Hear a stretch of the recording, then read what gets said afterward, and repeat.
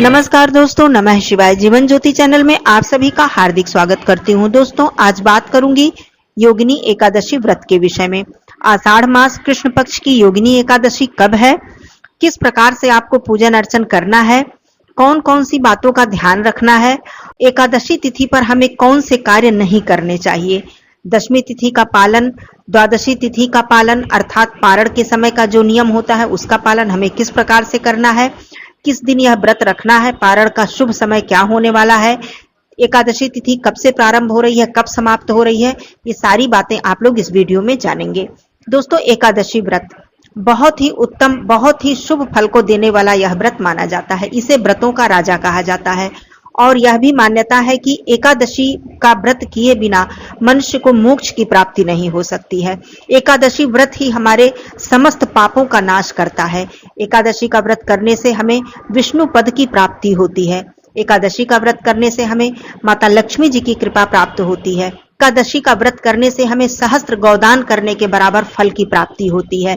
कई हजार ब्राह्मणों को भोजन कराने के बराबर फल की प्राप्ति होती है। कहने का मतलब एकादशी का व्रत अनंत गुना पुण्य फल को प्रदान करने वाला है। दोस्तों, तो हम सभी को एकादशी का व्रत अवश्य ही धारण करना चाहिए।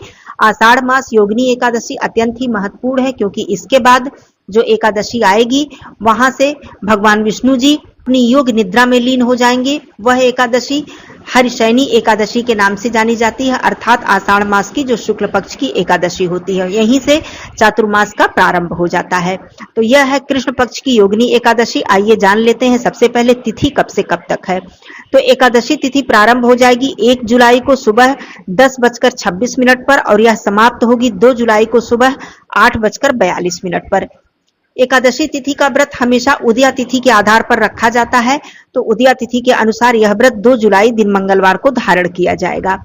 2 जुलाई को द्वादशी तिथि 8:42 पर सुबह प्रारंभ होगी और द्वादशी तिथि समाप्त होगी 3 जुलाई को सुबह 7:10 पर। तो दोस्तों, यहीं पर पारण का समय भी समझ लेते हैं, क्योंकि द्वादशी तिथि के रहते ही हमें एकादशी व्रत का पारण करना होता है। कभी भी त्रयोदशी तिथि में हमें एकादशी व्रत का पारण नहीं करना चाहिए। 3 जुलाई को अर्थात बुधवार के दिन सुबह 7:10 से पहले ही आप लोगों को अपना व्रत खोल लेना है। पारण का शुभ समय है सुबह 5:28 से 7:10 तक। 7:10 पर त्रयोदशी तिथि प्रारंभ हो जाएगी, तो इससे पहले ही आप लोग अपना व्रत खोल लेंगे अर्थात पारण कर लेंगे। तो चलिए, ये बात हो गई। दोस्तों, एकादशी तिथि का जो नियम होता है वो आपको दशमी तिथि से ही करना होता है, जो कि 1 जुलाई दिन सोमवार को दशमी तिथि के नियमों का पालन करना होगा। नियम के अनुसार, शास्त्रों के अनुसार तो नियम यह है कि दशमी तिथि को सूर्यास्त के बाद भोजन न किया जाए। लेकिन मान लीजिए ऐसा इस समय सभी लोग इस नियम का पालन न कर पाए, तो कम से कम इस नियम का पालन तो आपको करना ही है कि दशमी तिथि पर आपको चावल का सेवन नहीं करना होता है, लहसुन प्याज तामसिक भोजन इत्यादि का सेवन बिल्कुल नहीं करना होता है और इस दिन ब्रह्मचर्य का पालन करना होता है। तो इस तरह से आप लोग भगवान श्री हरि विष्णु जी के चरणों में ध्यान लगाते हुए अपने नियमों का पालन करते हुए अपने व्रत को प्रारंभ कीजिए। अब मैं बात करती हूँ कि जो भी भाई बहन अगर इस नियम का पालन कर लेते हैं कि सूर्यास्त के बाद वो अन्न ग्रहण न करें, तो बहुत अच्छी बात है। नहीं कर पाते हैं तो कम से कम तामसिक भोजन को त्याग कर शुद्धता वाला और सात्विक भोजन करके आप लोग व्रत का प्रारंभ करें। अब बात करती हूँ एकादशी अर्थात 2 जुलाई दिन मंगलवार।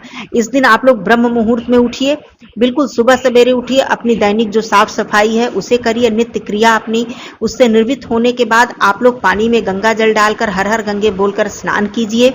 स्नान करने के बाद इस दिन पीले वस्त्र धारण करना चाहिए। देखिए, दिन कोई भी हो, वैसे तो वार के हिसाब से हमें वस्त्रों को धारण करना चाहिए, इससे कुंडली में ग्रहों की स्थिति मजबूत होती है यदि हम वार के अनुसार वस्त्रों को धारण करते हैं, अर्थात वस्त्रों के जो रंग होते हैं उन्हें धारण करते हैं। लेकिन जहां तक तिथि की बात है, क्योंकि हमेशा वार से अधिक महत्व तिथि का होता है, तो एकादशी तिथि के दिन वार कोई भी हो, उस दिन आपको पीले वस्त्र धारण करना चाहिए, क्योंकि श्री हरि विष्णु भगवान जी को यह तिथि पूर्ण रूप से समर्पित है और भगवान विष्णु जी का प्रिय जो रंग है वो पीला रंग है।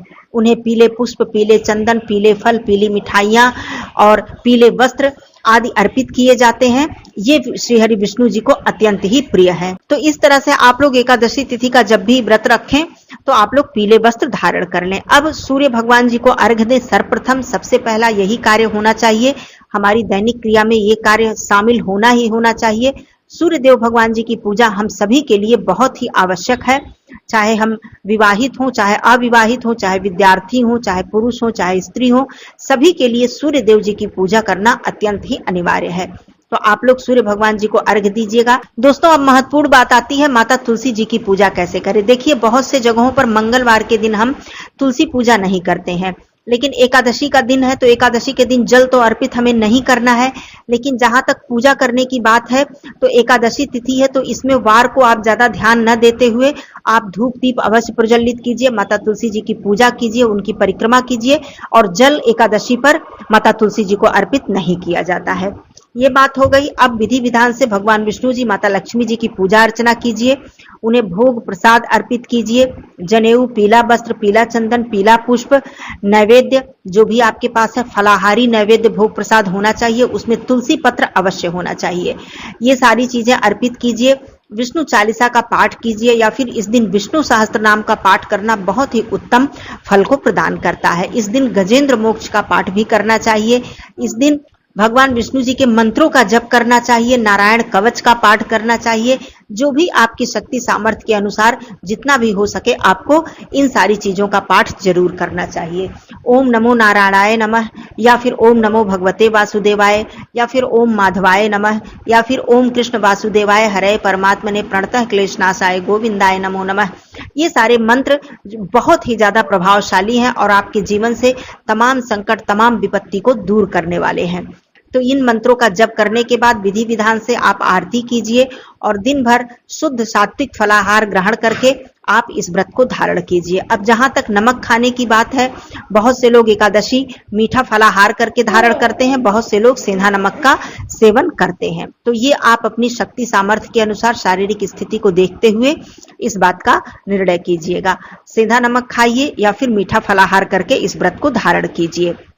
अब बात आती है एकादशी के दिन हमें ध्यान रखना चाहिए दोस्तों कि किसी दूसरे के घर का जल, फलाहार, अन्न इत्यादि ग्रहण हमें नहीं करना चाहिए। मान लीजिए कोई भाई बहन एकादशी का व्रत नहीं भी धारण कर रहे हैं तो वो एकादशी के नियमों का पालन करें और उस दिन किसी दूसरे के घर का भोजन, अन्न, जल इत्यादि ग्रहण बिल्कुल ना करें। ये व्रती के लिए भी है ये नियम, और ये जो लोग व्रत नहीं है उनको भी इस नियम का पालन करना ही चाहिए, क्योंकि एकादशी के दिन हमें किसी दूसरे के घर का अन्न जल ग्रहण नहीं करना चाहिए। दूसरी बात, इस दिन किसी का अपमान नहीं करना चाहिए, किसी को गलत बात नहीं बोलनी चाहिए, किसी का दिल नहीं दुखाना चाहिए, क्रोध, ईर्ष्या, जलन आदि मानसिक विकारों से बिल्कुल दूर रहना चाहिए। ये सारे कार्य भी इसी व्रत में ही शामिल होते हैं, क्योंकि कहा जाता है यदि हम शरीर से व्रत धारण कर रहे हैं और हमने मन से किसी के प्रति ईर्ष्या हमने रखी, अहंकार किया, क्रोध किया, किसी का दिल दुखाया, किसी को अपशब्द बोला, गाली दी, तो इससे हमारा व्रत खंडित हो जाता है। तो इन बातों का ध्यान भी हमें अवश्य ही रखना चाहिए। अब बात आती है सबसे महत्वपूर्ण बात, और एक बहन का प्रश्न भी था कि सुबह सुबह हमें ब्राह्मण नहीं मिलते हैं तो पारण के समय हम कैसे दान करें और पारण कैसे करें। अब बात आती है कि क्या हम ब्राह्मण को दान दिए बिना, मतलब दान तो हमने कर लिया, दान की जो सामग्री है उसे रखकर हमने दान कर लिया, लेकिन क्या ब्राह्मण को उसे जब तक हम प्रदान न कर दे, जब तक ब्राह्मण को दे न दे, तब तक क्या हमें पारण नहीं करना चाहिए। तो देखिए, यहाँ पर मैं एक बात बता दूं आप लोगों को कि देखिए, एकादशी व्रत में पारण का तो विशेष महत्व है, ये आप सभी लोग जानते हैं। जो भी मेरे भाई बहन एकादशी का व्रत धारण करते हैं वो लोग ये बात जानते हैं कि पारण का बहुत ही महत्व है और समय का बहुत ज्यादा महत्व है। आपको ये समय भी देखना होगा कि हमें द्वादशी तिथि के रहते हुए ही हमें पारण कर लेना है, जो कि मैंने समय बता दिया है। अब बात आती है कि आपने जो भी दान किया, संपूर्ण अन्न दान करना चाहिए, वस्त्र दान करना चाहिए, दक्षिणा रखना चाहिए, जितना भी आपसे हो सके आपको दान अवश्य करना चाहिए, थोड़ा अधिक जो भी आपको भगवान ने दिया है। अब उसके बाद दान करने के बाद यदि आपके आसपास बिल्कुल नजदीक या सुविधा है कि आप ले जाकर तुरंत दान उस व्यक्ति को दे दें, तब ये बहुत अच्छी बात है। ब्राह्मण है या मंदिर है या पुजारी पंडित जी हैं, जो भी हैं, आप उन्हें दे दें तो ये बहुत अच्छी बात है। तभी आप जल ग्रहण करें, तभी आप पारण करें। लेकिन मान लीजिए नजदीक नहीं है, आपको कहीं दूर जाकर देना है या तुरंत ऐसी सुविधा नहीं है, तो ऐसी बात नहीं है कि आप पारण नहीं कर सकते।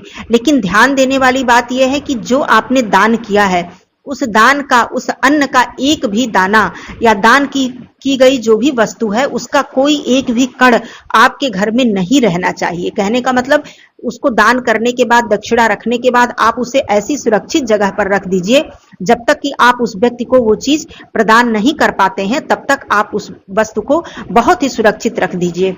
आपके घर में यदि छोटे बच्चे हैं, मान लीजिए आपने चावल का दान किया है और अनाज उसमें दालें हैं और अनाज है, तो बच्चे हैं, कहीं उनका हाथ लग गया तो उन्होंने उसको इधर उधर बिखेर दिया, ये महापाप है दोस्तों। इस पाप का कोई भी प्रायश्चित नहीं है। इस पाप से हम बिल्कुल भी मुक्त नहीं हो सकते हैं। यदि उस अन्न का दाना आपके घर में रह जाता है या फिर उस अन्न का दाना आपके किसी भी खाद्य सामग्री में मिल जाता है, तो इस पाप से मुक्त होने का कहीं कोई नियम नहीं है, कहीं कोई प्रायश्चित नहीं है। ये बात इसीलिए मैं आगाह कर रही हूं कि ब्राह्मण को यदि देने के लिए सुविधा है तो तुरंत दीजिए, नहीं तो इतना सुरक्षित उसे रखिए और जब तक और जितनी जल्दी हो सके आप ले जाकर उन्हें प्रदान कर दीजिए। इस बात का ध्यान हमें रखना चाहिए, क्योंकि दान की हुई सामग्री का एक भी कण आपके हाथों में भी लगा हुआ नहीं रहना चाहिए। इसीलिए दान करने के बाद हमें अपने हाथों को अच्छी तरह से पोंछकर पहले साफ करके उसे धुल लेना चाहिए। हाथ हमें अवश्य धुल लेना चाहिए, इस बात का ध्यान रखना चाहिए। दान का बहुत ही अधिक महत्व है। तो ये सारी बातें आप लोग ध्यान में जरूर रखिएगा। द्वादशी तिथि के रहते अर्थात 7:10 के अंदर अंदर ही आप लोग पारण कर लीजिएगा। ब्राह्मण को दान देने के बाद गौ माता के लिए भोजन निकाल दीजिएगा।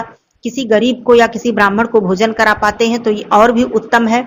दूसरी चीज, हमें द्वादशी तिथि और एकादशी दोनों ही तिथियों पर हमें अगियारी अवश्य कर लेना चाहिए, सूक्ष्म हवन अवश्य कर लेना चाहिए। भगवान विष्णु जी के मंत्रों का उच्चारण करते हुए आहुति अवश्य देनी चाहिए। इससे हमारे घर में जो नकारात्मक ऊर्जाएं होती हैं वो दूर होती हैं, हमारे घर में सकारात्मक ऊर्जा का प्रवेश होता है और भगवान विष्णु जी की कृपा प्राप्त होती है। जब भी एकादशी या द्वादशी तिथि पर आप हवन करें, अगियारी करें, तो तिल जरूर होना चाहिए।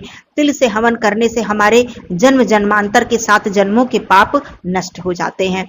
तो ये कार्य भी आप लोग प्रत्येक एकादशी पर, पूर्णिमा पर, अमावस्या तिथि पर अवश्य ही किया कीजिए। मैं अक्सर वीडियो में बताती हूँ अगियारी के विषय में, सूक्ष्म हवन के विषय में, कि आप लोगों को ये कार्य नियमित रूप से अपने जीवन में जरूर शामिल करना चाहिए। तो ये सारे कार्य कर लीजिएगा। आप सभी लोगों को योगिनी एकादशी की हार्दिक शुभकामनाएं।